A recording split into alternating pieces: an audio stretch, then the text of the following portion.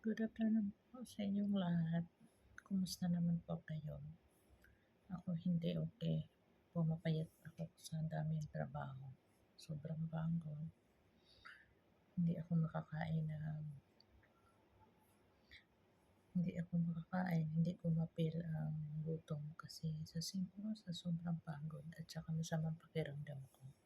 Ang hirap na dito sa abroad. Hirap ang trabaho dito. Kayod kalabaw kasi. Hindi easy money lang dito na pinupulot lang ang pera. Alam niyo ba kung mabigay ang sahod?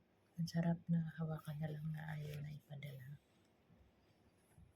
Kasi sobrang pagod. Hindi ko alam kung anong gawin ko. Grabe, sobra. Pagod talaga ako sobra. So, yan lang dasal ko na lang na kaya ko to. Diba?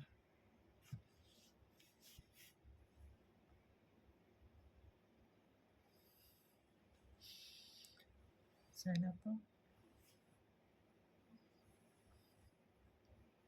makuha ko na yung sahod ko dito para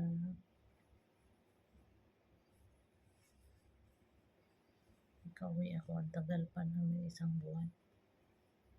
Gusto na akong umuwi. Masarap iiyak. Bumayat kasi ako.